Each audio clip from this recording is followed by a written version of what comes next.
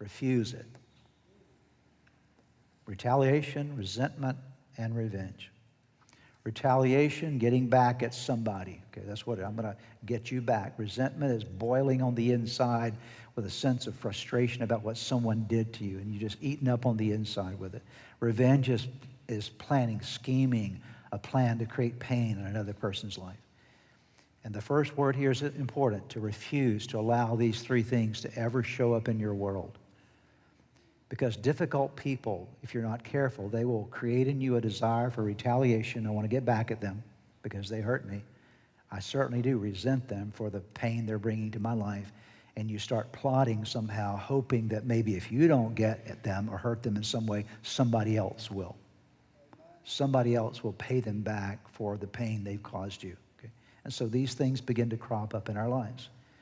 As I was praying yesterday and thinking about today's message and how would I best describe this for you, this particular point for you, this analogy came to mind, so I'll share it with you today. I want you to think about retaliation, resentment, and revenge as being personified, like people showing up at your house. Here comes Mr. Retaliation, Mr. Resentment, and Mr. Revenge. They show up at your life because somebody's difficult, and they're causing these things in your life. And the first thing that they do is they want to show up in your life and they want to pitch a tent in your front yard.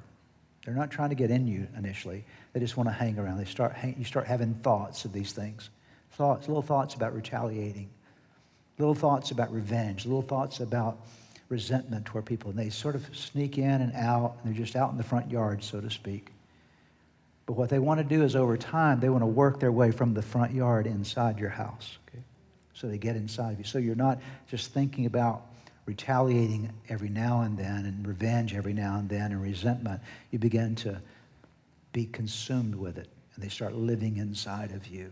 And once they get inside of you and they move into your house, so to speak, it's not long before they've kicked you out of the house and they're ruling the house. Amen. And dear ones, listen to me today. A spirit of retaliation and resentment and revenge will destroy your life. Amen. These spirits will destroy your life.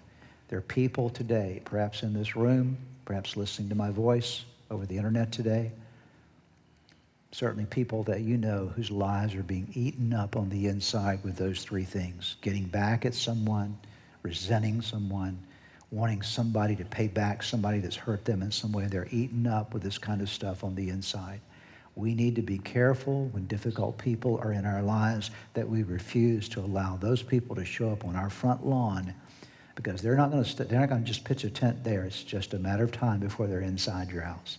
So don't give them a place. Refuse to allow them in your world.